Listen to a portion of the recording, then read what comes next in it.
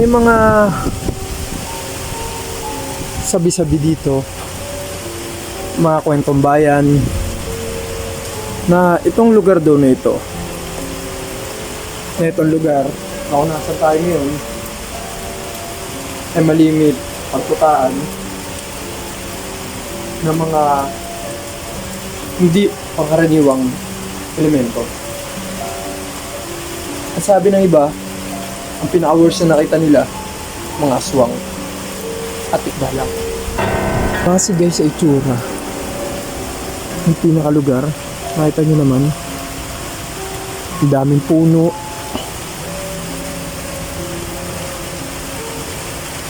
nakakatakot talaga. Hindi mo iisipin or aakalain guys, mga kanjani, hindi nyo iisipin at aakalain na ba't magtatayo ng bahay sa gitna ng parang palayan. Pero siguro dahil ang buhay nila ay magsasaka sila noon, dito sila nag-settle down. Pero creepy kasi guys, wala ang kapitbahay. May isang bahay ay walang malapit sa kanila. Ngayon mga kaankani, pasukin natin yung mismong loob ng haunted na bahay. Dito, na tinatawag na pulang bubong o pulang kubo.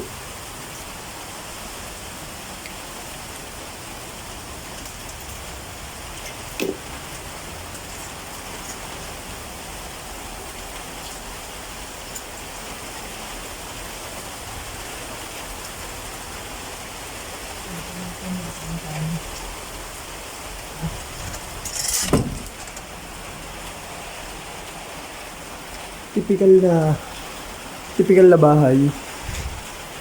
Pintuan, galing sa kusina. Nagamitan dito sa loob. Mas wala na rin naman na yung bakas. Yung mga tumira.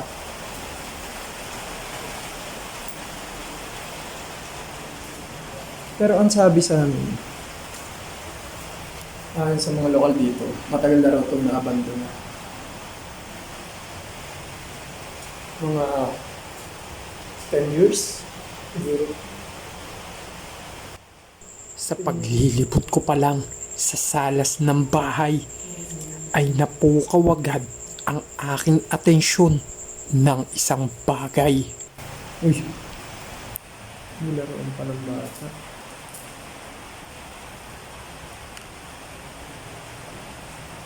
Nilaroan pa ng bata, guys. Naiwan siguro yun nung nakatira dito dati.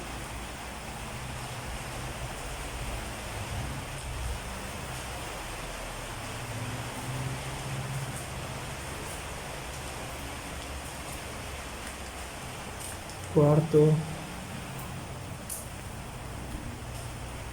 Yung tumira, yung mga nakatira dito.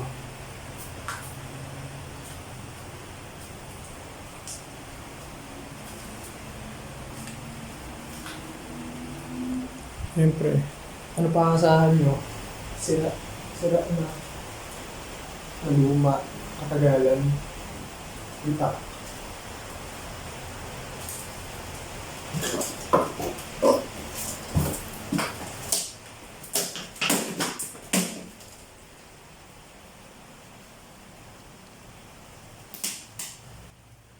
Habang ako'y nag-uusisa sa labas ng bintana, ay mayroong kakatuwang nangyari. Titigang mabuti, may tila gumulong na maliit na bagay patungo sa lababo.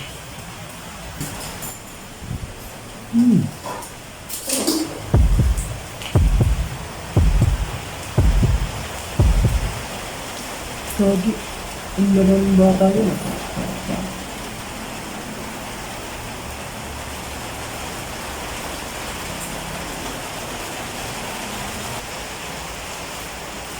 Sinubukan kong tignan sa bintana kung mayroon akong ibang kasama sa lugar. Ngunit wala, miski isang tao sa labas ng bahay.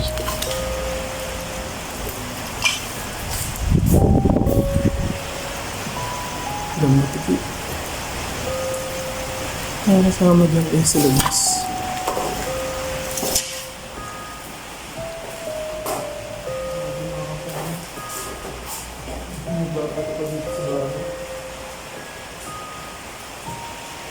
Ang dami.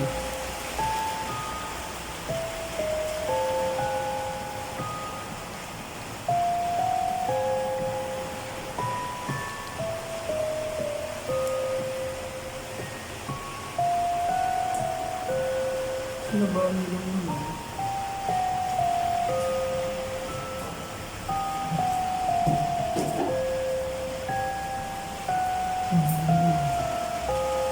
Ganda na ako ng bahay.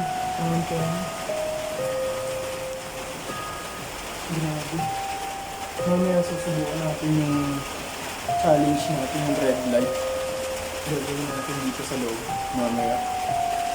Labas na tayo.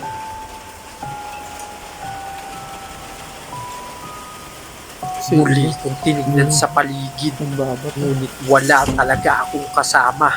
Miski isa sa aking mga grupo.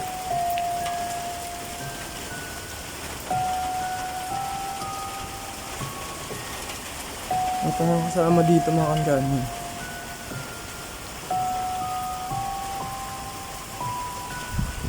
Meron din. Mayroon akong naaninag na tila isang kubo na nakatayo sa kakahuyan. Para siyang babuyan.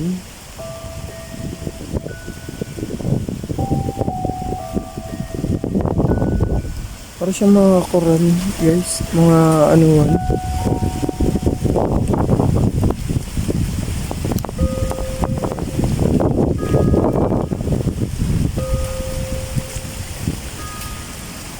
Creepy. Creepy dito mga kandan. Kasi ang lalaki pa ng puno. Ano nyo naman yung kasabihan diya pag may malaking puno may bantay.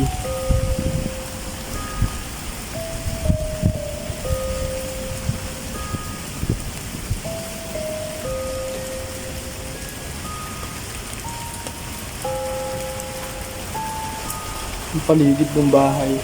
Gawin na natin yung challenge natin. Mag red light challenge siya tayo mga kankani. Set up natin yung ating camera. Saan natin siya pwede i-set up na ano is safe, hindi magagalaw at di masasabi. Uy, pinaubo. Uy, may narinig kayo? Makakanggali. Yung tip na ginagawa natin ngayon, yung treatment na ginagawa natin ngayon, ito is for calling. Titignan natin dahil matagal na itong nabando, hindi natin alam kung may naiwan pa rito na remains or kung may kasama tayo dito. Kandila.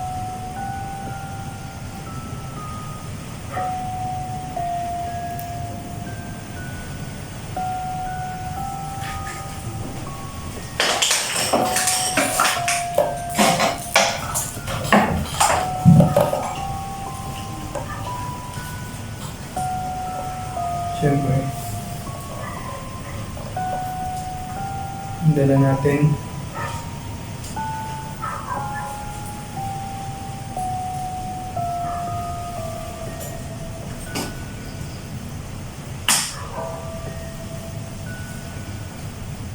tandaan mga kankani mo nanonood sa atin, huwag daw niyo itong susubukan kung ang pananampalataya niyo sa kanya na nasa taas ay hindi malakas.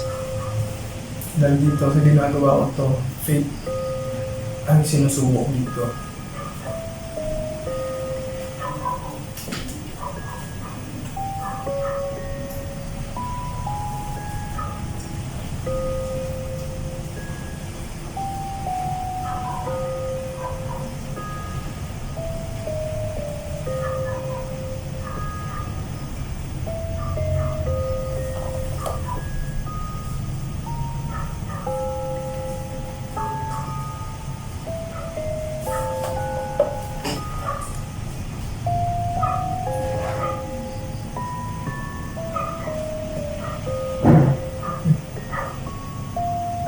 Narinig ba yung mga yabang?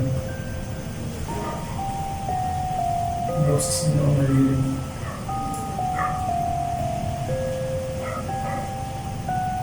Okay ba? Yung naglalakad.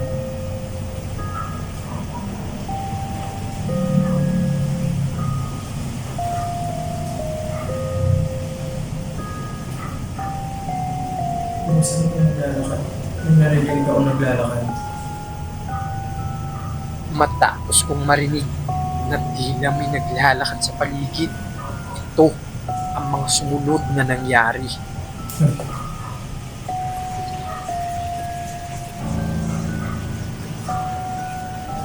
Ano nga sa tingin ako? Ano nga sa tingin ako makantan? Paano hindi ko nakakayaan yun?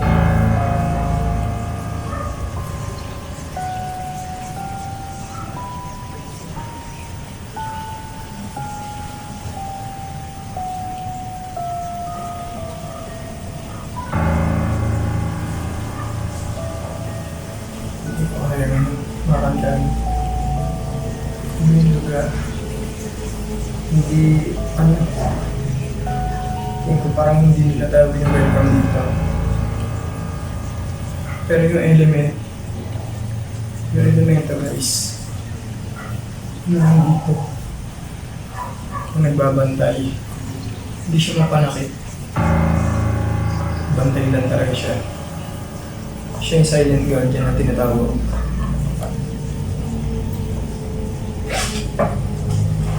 Naglalakad. Nang tila mabigat na ang pakiramdam ko sa paligid, minabuti ko na lang na umalis na. Naglalakad dun sa labas, mga kandani. Ako napansin naglalakad. Tara, tingnan natin.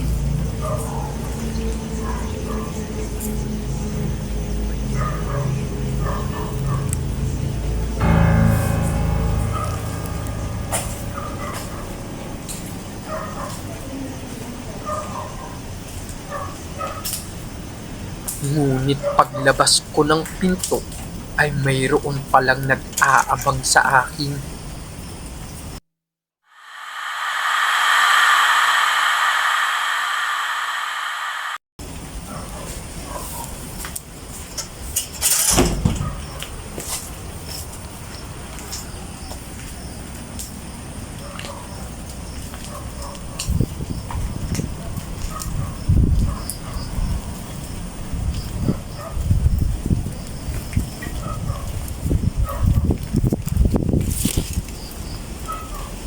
Ang creepy ng lugar, mga kandani.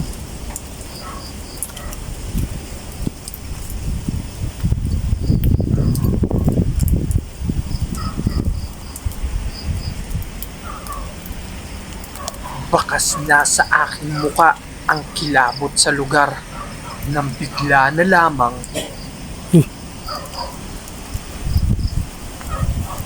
Ganyan. Ito, dapat bumalik na tayo. Hindi na tayo dito, mga kandani. Tingin ko sign yun na hindi tayo welcome dito at kaya paalis nila tayo.